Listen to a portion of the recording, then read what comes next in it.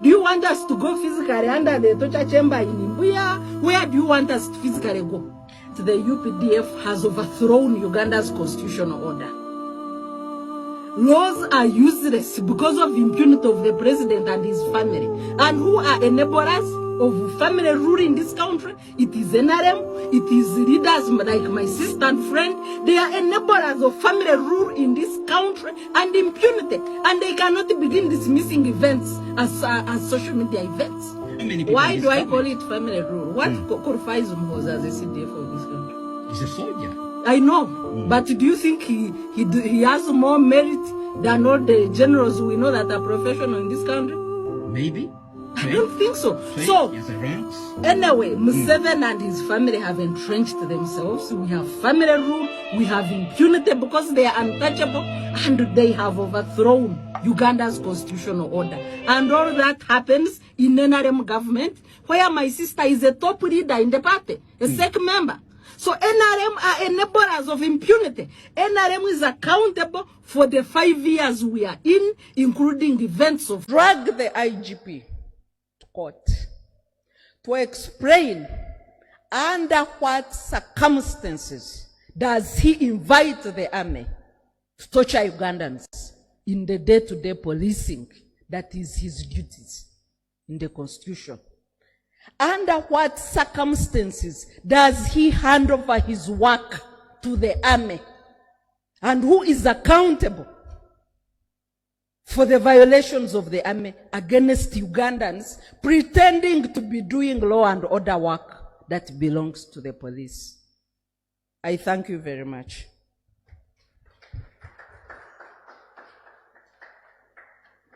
Omukyala amanyikiddwa nga Sarah Birete yakwatiddwa n'atwalibwa mu kkomera ng'avunaanibwa okubuuza First Son ebibuuzo by'akajojijoji n'omwogerako ebigambo. Wulira bw'ayogera. Drag the IGP to court to explain under what circumstances does he invite the army to torture Ugandans in the day-to-day policing. Omukyala ono mu vidiyo eno yali abuuza nti ani awa komanda w'amagye General Muhoozi amateeka oba yakikola mu mateeka ki okulagira amagye ne gatulugunya bannayuganda.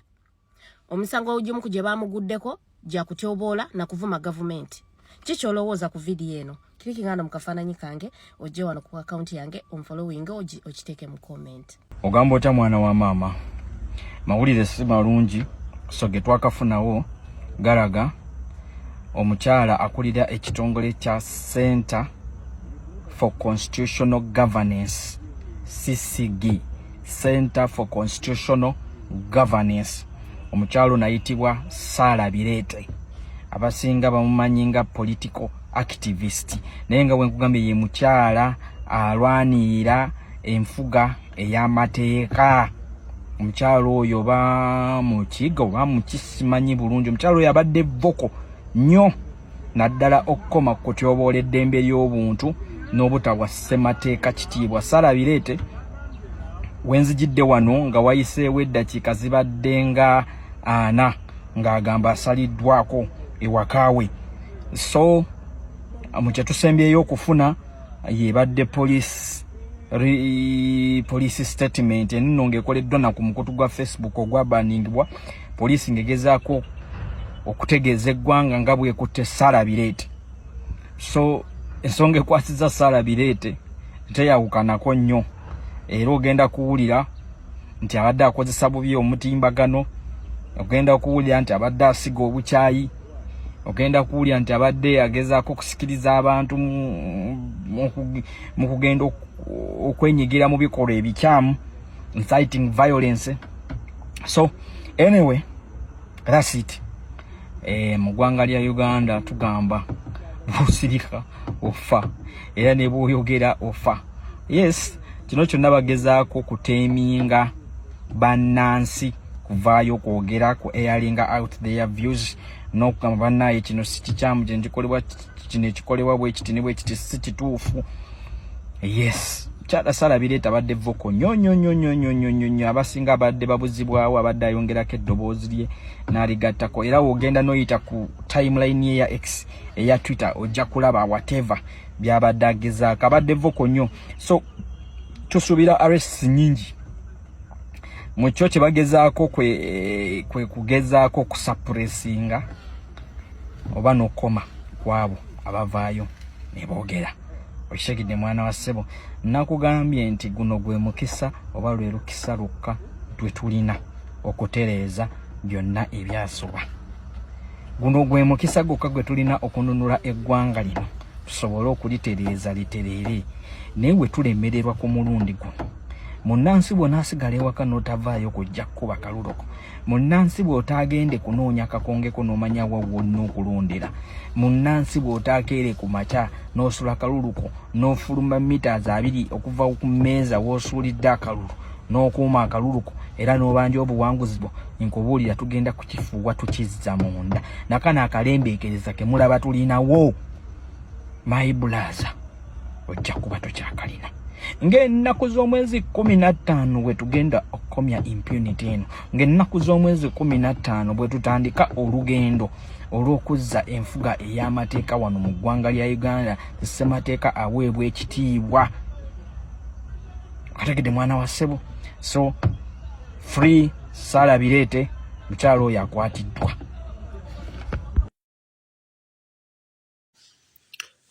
Bakukunoonyerezaako oluvannyuma lw'okwatibwa ate bamale bazuula emisango gye banoonyerezaako ng'oli munda. Nkwata kika kyeno eya emergency.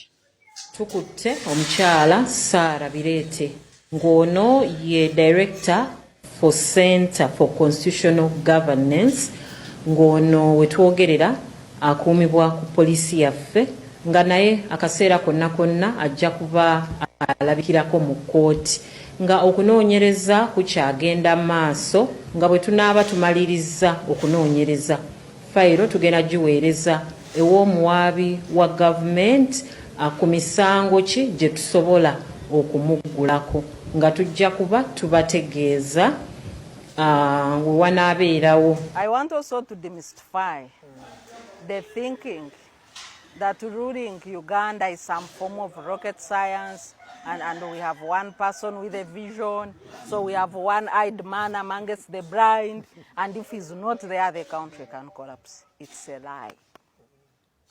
It's a lie. I've seen dictators being defeated by people. Even before we go into elections, the 50-year dictator in Syria went running when the people decided so. After 50 years. But is it an election? That wasn't. No, I'm giving an example. Abadde awanda muliro. Naye nkukulumira abo bonna abajja ku bantu interview nga bo bali awo bamumuunya. Sina kindi okwetunuza nga bizolo. Ono n'afubutuka ebigambo.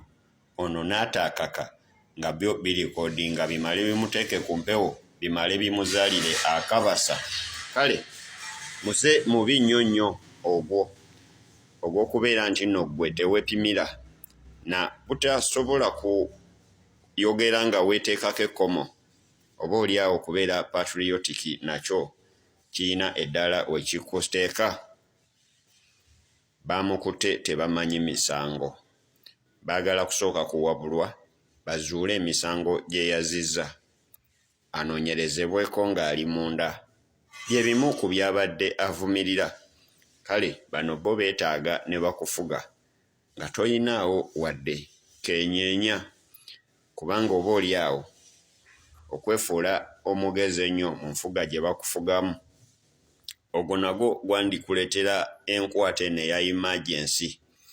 Kukulumira abasajja bano abajja ebigambo mu mutwe gw'omuntu ate nga comments nazo bwe zijja yongera kusajjula mbeera. Kati ono batandise dda free ha naye ng'ekyamazima tebagenda kukirwako banga ddene. Bannayuganda bulijjo bafiiririra, bawolereza. Tolabanga bantu nga bannayuganda mu kukujajjatta, mu kukujubisa be babeera nnamba emu. Olumala okulugwamu ntya nti naye ate abadde akisosezza